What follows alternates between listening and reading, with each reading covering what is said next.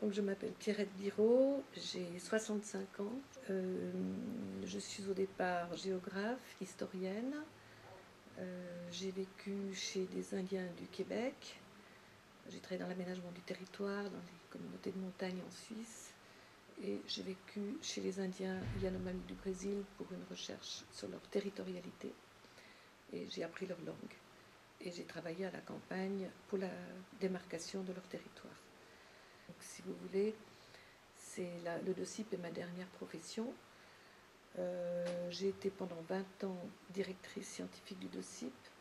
J'ai repris une organisation qui était purement volontaire pour en faire une organisation professionnelle.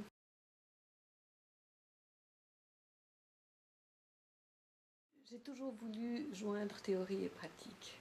Et j'ai toujours aimé les cultures différentes et la géographie. Donc j'ai fait de la géographie et de l'histoire, mais certainement pas pour faire de l'enseignement, mais beaucoup plus de l'aménagement du territoire. C'était ça qui m'intéressait parce que dans un espace donné, tous les problèmes sont reliés. Et donc ce côté de relier les choses, je suis très contre les catégories disciplinaires au niveau scientifique. Au contraire, pour essayer de voir une situation globalement. Et c'est ce qui m'a plu chez les autochtones, c'est qu'eux-mêmes, leur quête première, c'est le droit à la terre, à la territorialité. Donc je crois qu'il y avait, entre la géographie et les autochtones, je pense qu'il y a passablement d'affinité. Bon, j'ai aussi fait de l'anthropologie, bien sûr.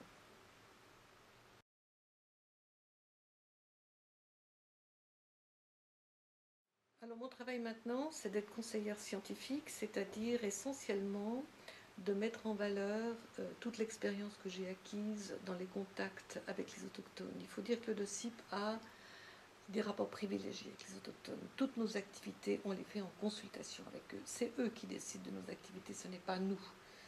On est parfaitement conscient et précisément c'est là que c'est important de vivre chez eux. Il faut avoir ce vécu et assez longuement, il faut avoir participé, vécu dans la vie communautaire pour bien se mettre dans la tête que nous ne pouvons absolument pas juger et décider de ce qui est bon ou moins bon pour eux. Et ça, c'est quelque chose que nous devons avoir tout le temps, tout le temps, tout le temps en tête. Donc mon travail, c'est de continuer les consultations auprès des délégués autochtones qui ont véritablement confiance dans le DOCIP et pour toujours vérifier que nos activités sont bien celles dont ils ont besoin. Les choses ont beaucoup évolué aux Nations Unies à leur égard parce qu'ils ont été très dynamiques. Donc il y a beaucoup d'évolution et à moi de faire cette interface entre le DOCIP et les autochtones, non pas dans les détails, mais pour s'assurer qu'on a toujours les activités dont ils ont véritablement besoin et comme eux le conçoivent, que nous le faisions. Parce que c'est une chose, les activités dont ils ont besoin, mais il y a la manière de le faire aussi qui est très importante.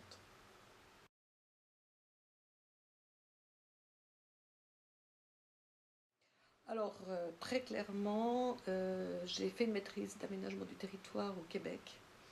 Et c'est là que j'ai connu les Indiens du Québec et que je me suis aperçue, moi qui étais en faveur du Québec libre à l'époque, que malheureusement on pouvait être discriminé, mais aussi discriminant. Et que malheureusement les Québécois aussi discriminaient les autochtones. Et puis j'ai découvert leur discours sur le territoire, sur la terre, et ça m'a fascinée comme géographe. Donc quand je suis rentrée à Genève, il y avait déjà eu la première conférence des ONG aux Nations Unies sur les peuples autochtones. J'ai connu la première équipe du DOCIP, et j'ai vraiment vu que, bon, il faut dire qu'on a été créé à l'initiative des délégations autochtones à l'ONU. J'ai vraiment vu que cette première équipe, elle était vraiment sur une bonne track, comme on dirait au Québec, sur la piste que les autochtones souhaitaient que soient les ONG, c'est-à-dire pas paternalistes, pas décider pour eux, pas de les influencer au niveau politique, etc. etc. Donc c'est ça qui m'a beaucoup motivée.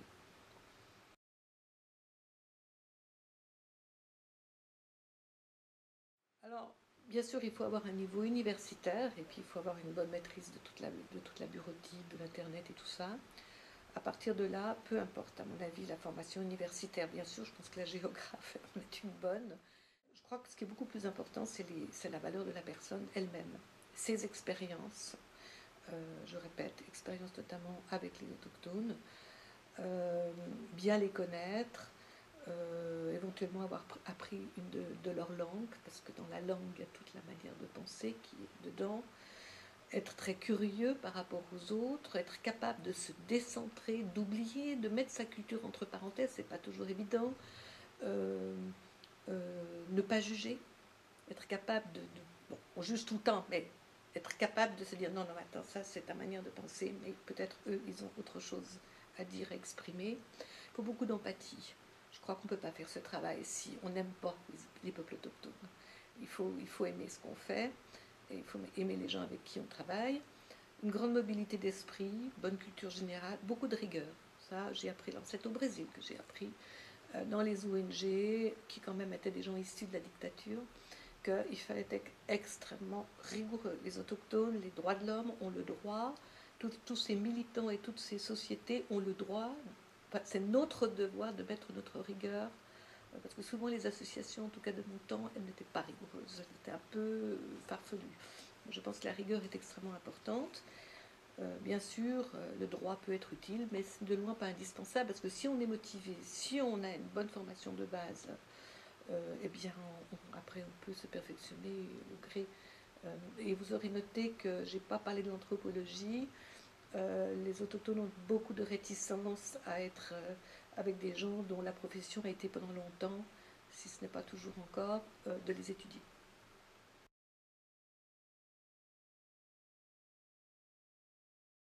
Le côté positif pour moi, c'est incontestablement d'être en contact constant, enfin pas constant, mais on a de la chance à Genève, ils viennent plusieurs fois par an, puis on va à New York aussi pour les voir. Moi, c'est le contact avec eux qui me motive au maximum. Ce sont des gens qui bougent, des gens qui sont concrets, des gens qui véhiculent des valeurs et une conception du monde différente, dont je pense on a grandement besoin. J'aime aussi beaucoup jongler entre des milieux très différents. Je n'aime pas rester dans une case, dans un milieu social donné. Donc, avec le DOCIP, je vais voir des hauts fonctionnaires, des diplomates, des autochtones, des gens de tous les jours. Dans les années 90, il y avait les squatters qui ont énormément aidé, des associations avec des gens tout à fait modestes. J'aime beaucoup jongler avec tous ces milieux. J'ai beaucoup aimé reconstruire en quelque sorte le DOCIP. C'est quand même extraordinaire d'avoir cette possibilité-là de construire quelque chose. Et aussi, les meilleurs moments, c'est quand on a les expressions de gratitude des autochtones, qu'on sent qu'on a leur confiance, c'est pas du tout évident. Je veux dire, avec tout ce qu'ils subissent et ont subi, savoir qu'on a leur confiance, c'est un sentiment magnifique. Ce que j'ai pas aimé, évidemment, c'est la recherche de fonds, c'est de voir que de plus en plus, il y a une bureaucratie galopante au niveau notamment de la recherche de fonds. La liberté est de plus en plus restreinte. Les gens sont de plus en plus formatés, vous demandent d'être formatés. Et puis alors, il y a parfois une difficulté qu'on peut avoir quand on est avec les autochtones, proche d'eux, c'est qu'on peut être en porte-à-faux avec sa propre société. Il faut le savoir, il faut savoir trouver, jongler avec ça et accepter que d'autres, par exemple, ne comprennent pas ou parce qu'ils n'ont pas vécu les mêmes choses que vous. Voilà. Mais c'est pas très grave.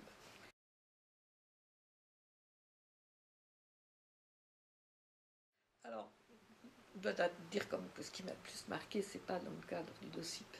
C'est évidemment ce que j'ai vécu avant dans la forêt amazonienne, chez les Indiens Yanomami, qui sont la frontière du Brésil et du Venezuela. J'y ai vécu 1 an et demi, mais je peux dire que mentalement, j'ai vécu presque 10 ans avec eux, parce que je faisais une recherche, j'écoutais mes enregistrements, je regardais les films, j'essayais de traduire, de comprendre.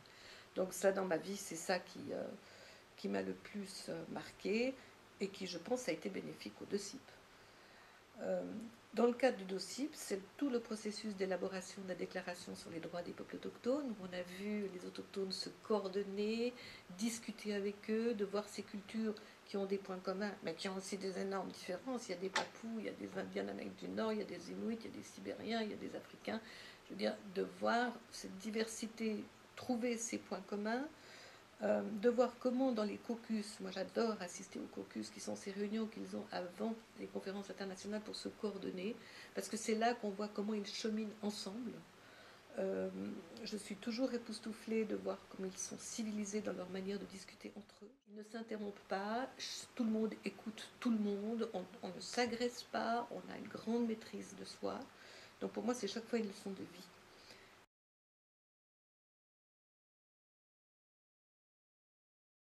Alors pour moi, c'est une chance énorme, bien entendu, parce que du coup, j'ai plus besoin d'aller chez les autochtones, c'est eux qui viennent ici. Bon, c'est une chance, mais pour eux, c'est peut-être, oui, c'est une chance aussi pour eux, mais c'est une chance quand même qui repose bien entendu sur les énormes problèmes qu'ils ont chez eux.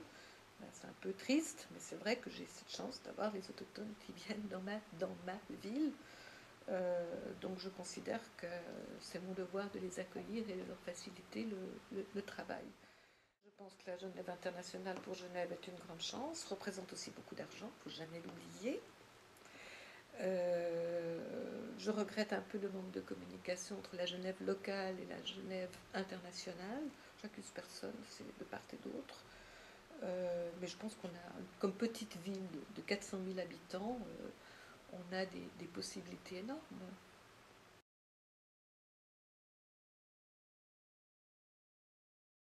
Alors, à mon avis, je leur dirais que, ben voilà, il faut déjà prendre ça pour une chance, pas pour un devoir, pas pour une contrainte, pas pour. Il faut aimer, s'intéresser, être motivé, ne pas voir ça comme un emploi, comme une leçon de vie, comme quelque chose de beaucoup plus important qu'un emploi, et ne pas oublier de travailler avec rigueur et créativité. Je pense que, bien sûr, les organisations internationales ne sont peut-être pas les endroits les plus aptes à développer la créativité, mais on peut toujours la développer partout. Parce que si les autochtones sont arrivés à l'ONU, c'est parce qu'il y a eu des fonctionnaires internationaux et des experts internationaux créatifs qui ont su jouer avec les règles de l'ONU. Donc si on a une motivation, on peut toujours faire sa niche quelque part. Euh, Bien sûr, il faut savoir que ça va donner beaucoup de travail, qu'on n'aura peut-être pas toujours la vie privée qu'on aurait voulu.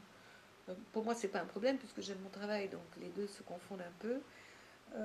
Peut-être, surtout si c'est dans une ONG, il faudra mettre le côté financier un petit peu de côté, mais à mon avis, on a beaucoup plus de satisfaction dans la vie quand on fait ce qu'on aime avec des gens qu'on aime que de gagner 10 000 balles par mois. Euh, donc, voilà, qu'ils gardent leur liberté d'esprit, qu'ils cherchent les failles du système pour les mettre au service des gens avec qui ils veulent travailler, qu'ils ne se substituent pas à ces gens-là, c'est-à-dire qu'il faut bien savoir que c'est aux gens, aux destinataires de nos actions qu'il revient de décider de ces actions. Pour moi, je suis parfaitement persuadée de ça et, et savoir que partout on peut être créatif, mais ça demande beaucoup de travail. Donc si on ne veut pas beaucoup travailler et si on veut gagner beaucoup d'argent, je crois qu'il faut aller ailleurs.